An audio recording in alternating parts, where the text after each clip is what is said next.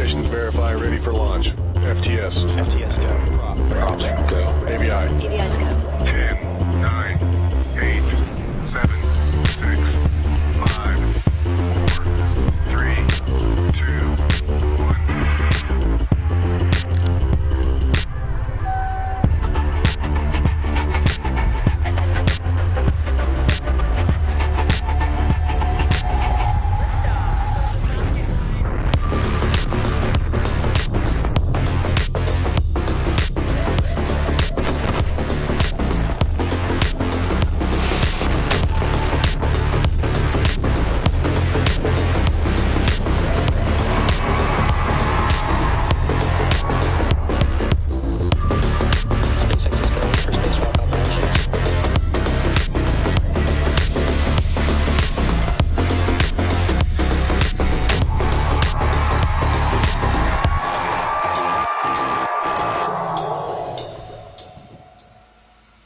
You're looking at a live view of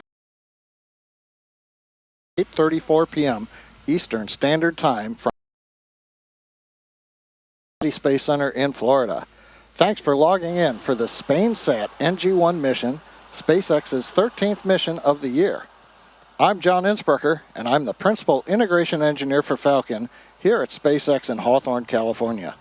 Today we are launching the SpainSat NG I satellite to a geostationary transfer orbit on behalf of our customer, Hisdesat.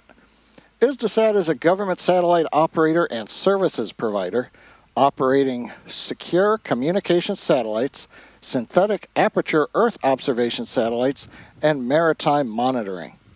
Hisdesat has provided Earth observation services with radar technology through the PATH satellite, which SpaceX launched on a Falcon 9 back in 2018. SpainSat NG is a new program developed by Hisdesat to improve the secure satellite communications and defense capabilities of the Spanish government, its allies, and international organizations, including the European Union's GovSatcom and NATO. SpainSat will cover an extensive area that ranges from the United States and South America to the Middle East, Africa, and Europe, reaching as far as Singapore.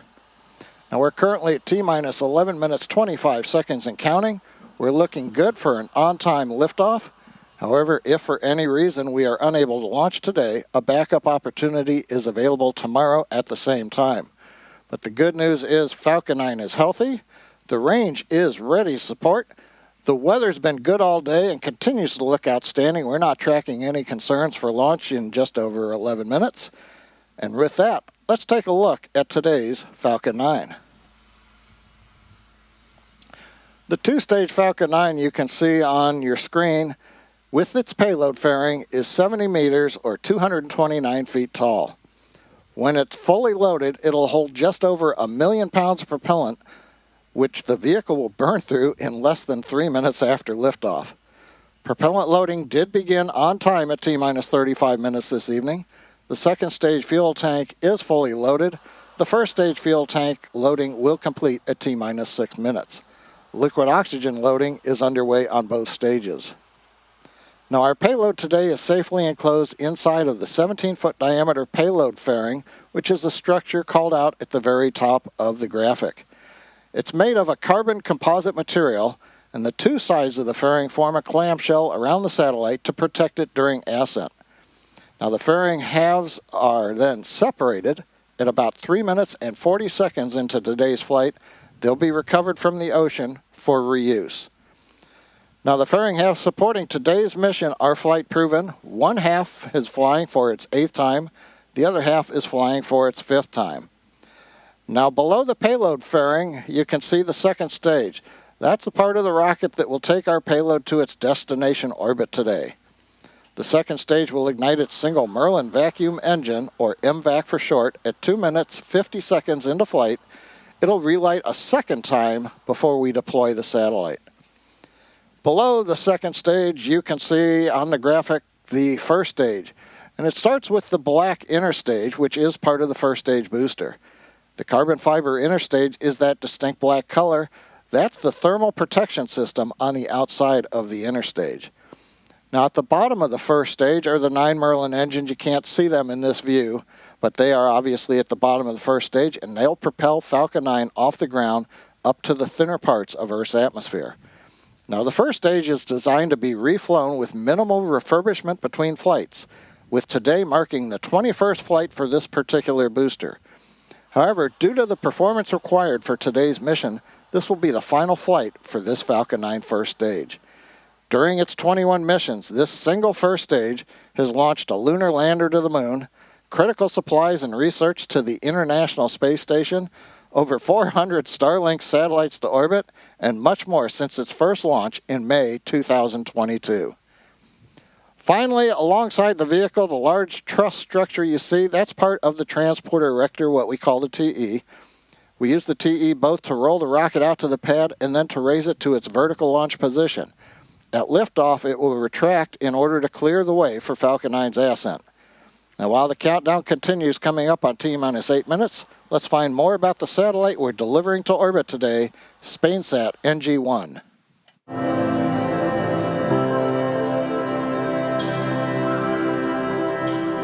The SpainSat NG program will provide a sovereign, secure communications capability for government missions, with 2 new generation satellites based on Airbus's Eurostar Neo platform, which is developed under the European Space Agency's partnership projects.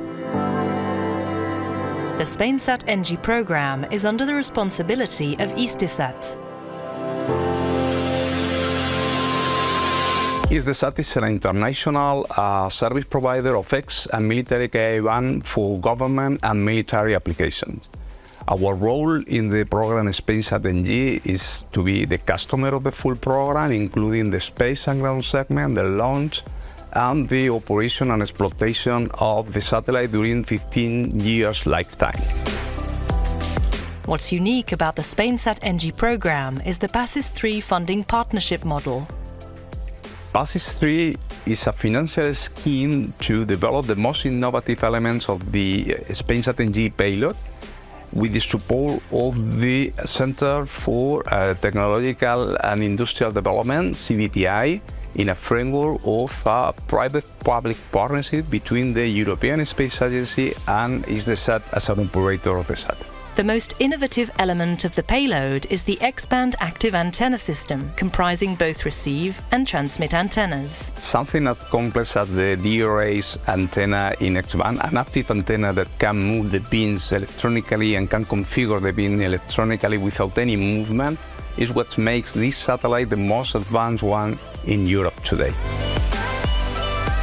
These active antennas are at the cutting edge of new technology, with beam hopping and geolocation capabilities enabling artificial intelligence, big data, and the Internet of Things on the ground. The antennas are being developed by Airbus, which is leading a consortium of 5 Spanish space companies.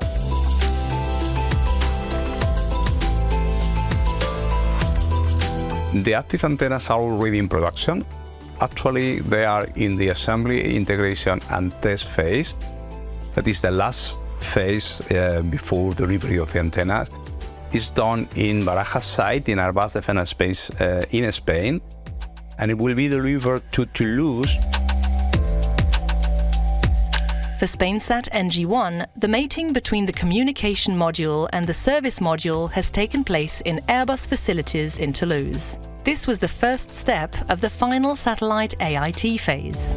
The SpainSat NG program has been a very good example of institutional and industrial collaboration. In the industrial part, it has been a very good collaboration between the 2 main industries in Europe, being Airbus and Thales Aerospace, including all the Spanish industries in this important program.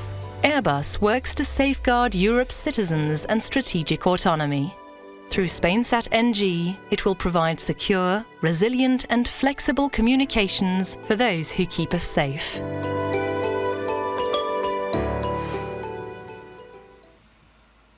T-minus 4 minutes, 26 seconds and counting. We've just heard the call out, strong back lower has begun.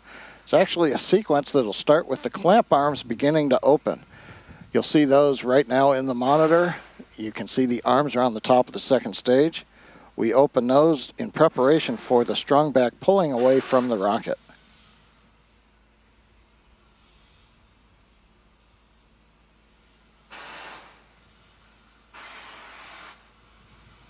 And you can see the arms coming open now. Next up will be retract to the strong back. Now the transport erector we talked about has two components, the strong back that runs alongside the Falcon 9 and a launch mount underneath. The launch mount under the Falcon 9 has the 4 hold downs that release at T0. The strong back along the side is hinged to the launch mount, and it will rotate right now about 2 degrees away from the vehicle, and you can just start to see that motion beginning. Now at liftoff, the strong back will then move to a position 45 degrees away from the Falcon, and that clears the way for launch of the launch vehicle. Completing the recline. Now at this point in the countdown, both the first and second stages are nearly fully loaded with 1 million pounds of the kerosene fuel and liquid oxygen. First stage loading should complete here momentarily. We're waiting for the call out. And then about a minute later, second stage of liquid oxygen loading should complete.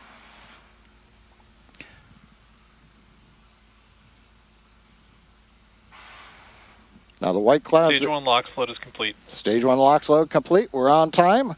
We're down to one more tank to finish loading. Stage 2 LOX.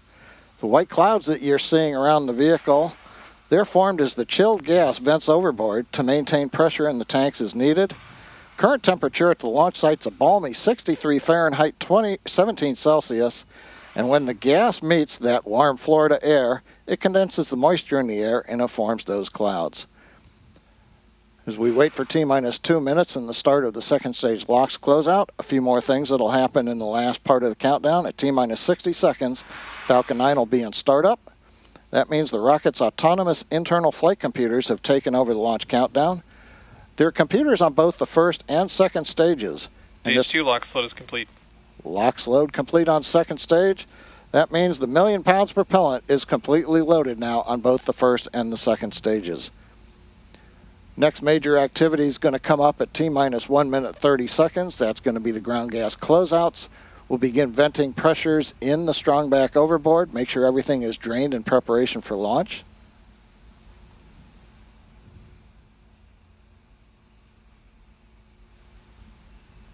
Gas launch closeouts has started. There we go. The gas closeouts have begun.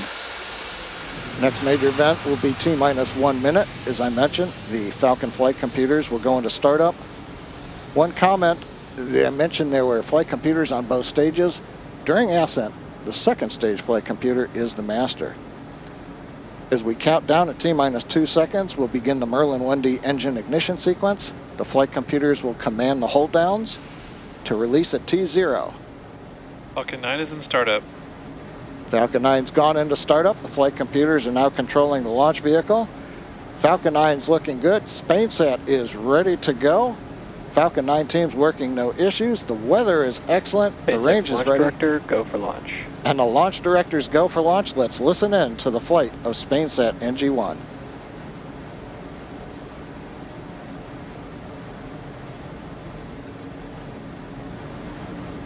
T-minus 30.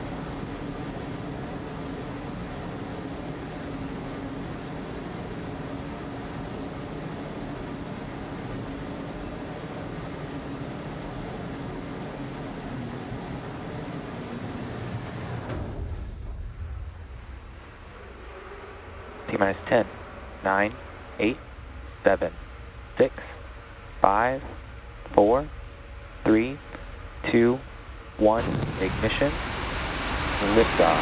Go SpaceX, go SpainSat NG I.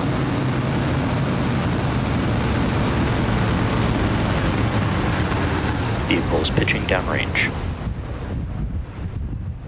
Stage 1 propulsion is nominal.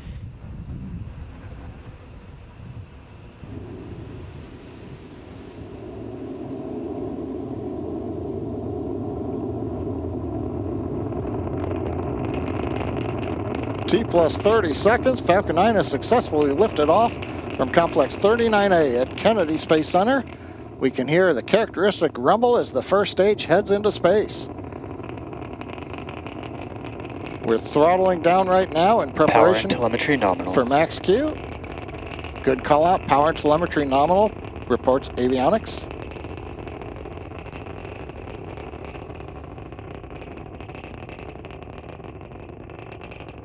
Falcon 9 is supersonic. And we have throttled back up to power.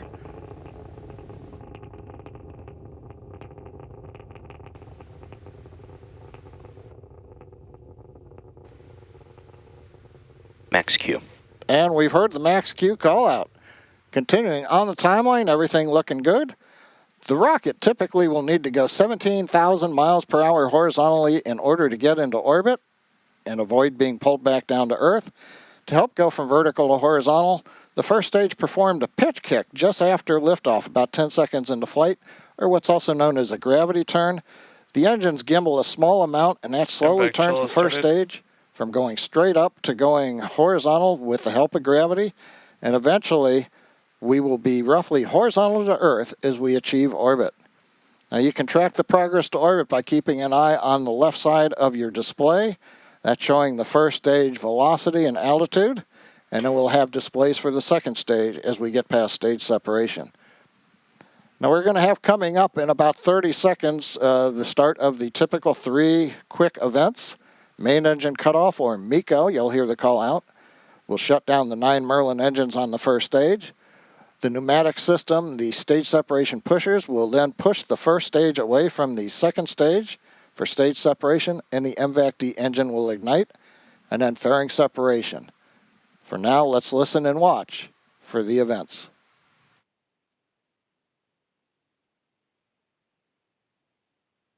Main engine cutoff. Stage separation confirmed. MVAC ignition.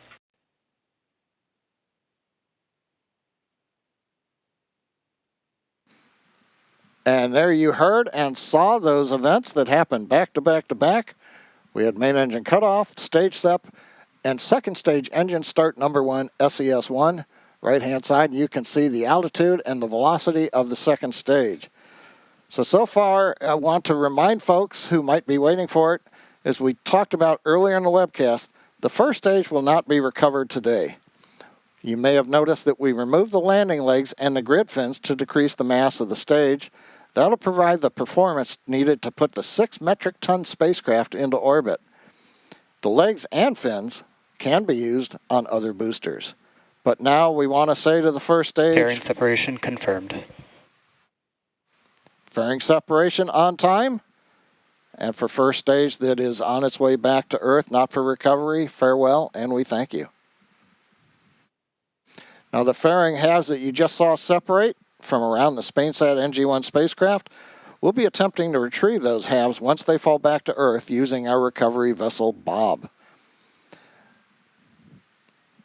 Now the fairings will orient themselves as they come back down with gas thrusters for entry into the atmosphere, and as they near the ocean, each fairing half uses a gas-powered deployer to release a parachute. The fairing computer will send commands that steer the fairings to the ocean landing, where the recovery vessel Bob will attempt to recover them. Now we've got a few minutes until our next major event, SECO-1, which is where we'll shut down our MVAC-D engine on the second stage in the parking orbit.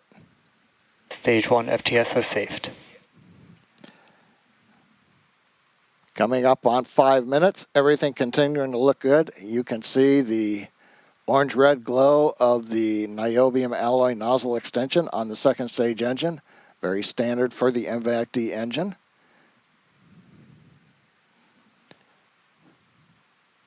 Five minutes, everything continues to look good. Now you'll notice the speed continuing to increase on the display for stage 2. That speed is obviously increasing. That's because the acceleration is going to increase throughout the burn. The thrust of the MVAC-D engine, just over 220,000 pounds of thrust in vacuum, stays constant during the burn. But as we burn off the propellant, the mass is decreasing. And so for those who remember force equal mass times acceleration, if the force is constant but the mass decreases, the acceleration is going to increase. For this first burn, the stack will be doing about 3.8 G's acceleration as we get to SECO-1.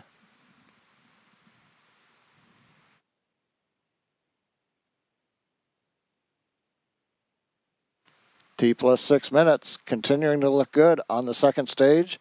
SpainSat NG I attached to the top of the second stage. We'll see some views from the forward-looking Vehicles camera on a nominal trajectory. a little later on. The GNC, the Guidance, Navigation, and Control Engineer, calling out the nominal trajectory for the stage.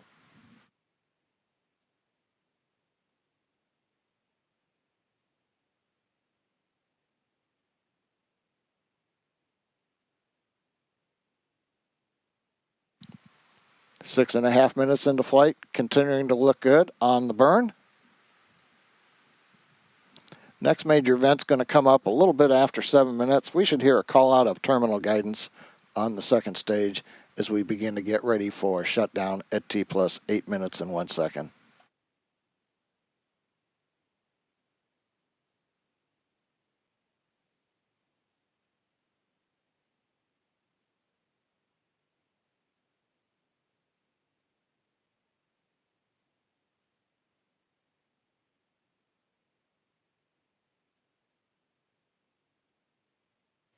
Stage 2 is in terminal guidance. There's the call out from GNC. Second stage flight computer is now moving into a state where it's preparing for that second stage engine cutoff. We're calculating the velocity required to get to orbit. You have to understand how fast you're going horizontally as well as away from the Earth. And then we have to come up with the commands that are going to go to the actuators so that we can command pitch and yaw to make sure that the second stage aims itself, so to speak, to achieve the Stage 2 desired FTS orbital has saved. parameter. Now, final velocity for this first burn is aimed for about 7.5 kilometers per second. That's going to be just under that 17,000 mile an hour figure we need for a low Earth parking orbit. And 7.5 kilometers per second, that is the rule of thumb for the velocity you need to get into an Earth orbit when you're launching eastwardly, MVAC for shutdown. example, out of Kennedy. Shutdown of the MVAC, we're going to wait for guidance to tell us how the orbit looks. Nominal orbit insertion. And confirmation, nominal orbit insertion. We're through second stage engine cutoff number 1, SECA 1. We're right where we want to be in orbit. Now, the second stage, and we've got another nice view looking forward from the payload attach fitting up at SpainSat NG I. We'll have more views as we go through the webcast, but for now, we're embarking on a coast phase on the second stage, spacecraft still attached. Following this coast, we will relight the MVAC engine for a second time. That's going to happen around T plus 26.5 minute mark. And then about 4.5 minutes after that, at T plus 31 minutes, we will actually get to spacecraft separation. For that, we're going to halt the live commentary for a while. We'll be back in about 16 minutes at T plus 25, but we'll leave you with the visuals from space.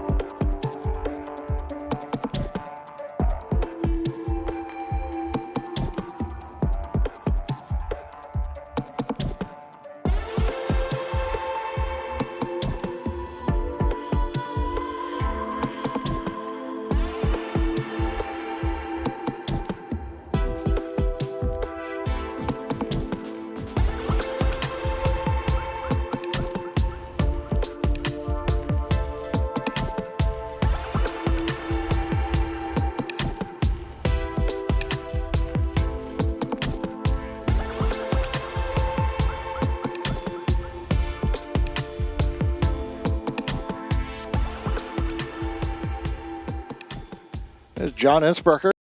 Live commentary. We're just past T plus 25 minutes. You're looking at a view of the MVAC-D engine as we're coming up in about a minute and a half on the second burn of that engine, placing the SpainSat NG I satellite into the desired transfer orbit.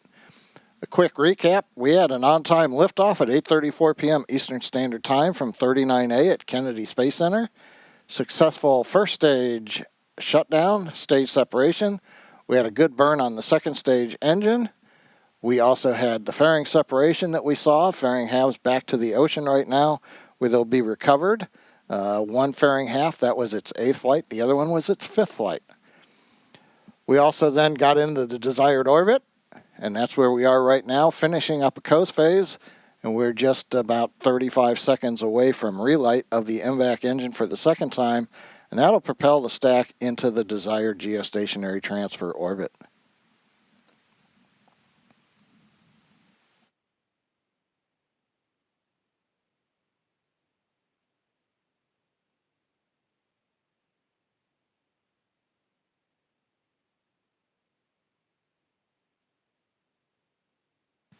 Waiting right now for the last seconds as the flight computer counts down to the ignition of the engine.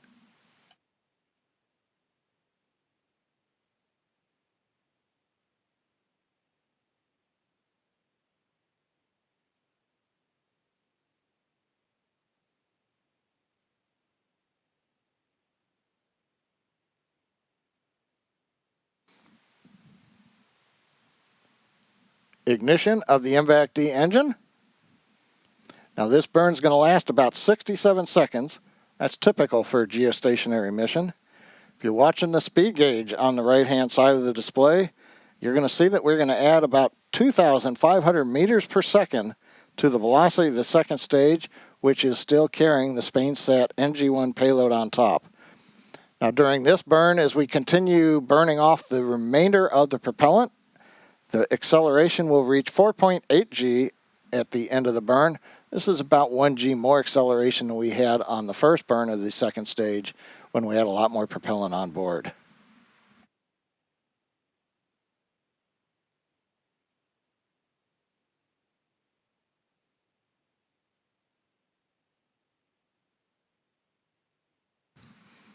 Engine now throttling down, decreasing the loads on the spacecraft as we're coming up, and we have SECO 2.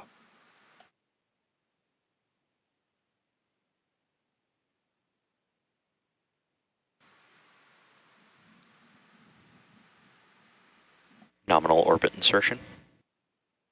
And there's the big call out for the day, nominal orbit insertion. Second stage in its second burn has put the spacecraft onto the desired trajectory. You can see right now 400 kilometers, 440 kilometers in altitude. We're headed to an orbit much higher than that.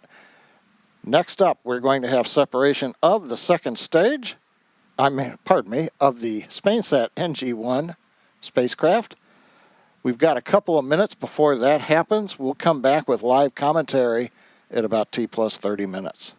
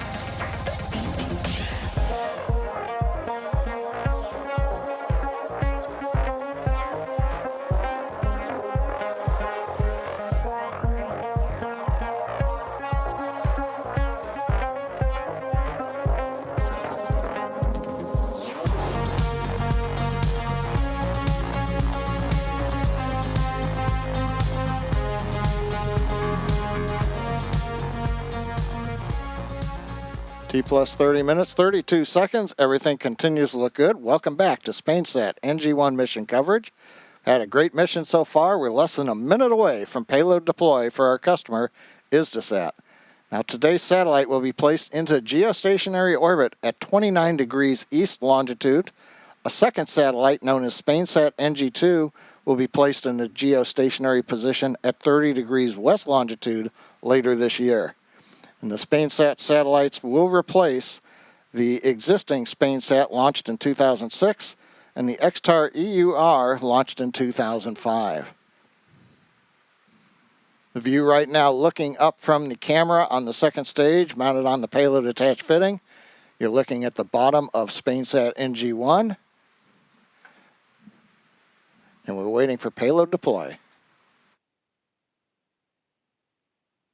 SpainSat NG1 deploy confirmed. Avionics engineer calling out successful deploy. You can see it on the screen. Springs pushing the second stage and the SpainSat NG1 spacecraft away from each other. And with that successful deploy of SpainSat NG1 satellite, it begins its journey to its final destination. With that, that's going to wrap up our coverage for today. All of us at SpaceX want to give a big thank you to our customer, Hisdesat. We also want to give a shout out to the Eastern Range, Kennedy Space Center, and the Federal Aviation Administration for supporting today's launch. And as always, thanks to all our viewers for logging on and your continued support. Be sure to follow us using @SpaceX on X for mission updates. I'm John Innsbrucker. We'll see you again soon.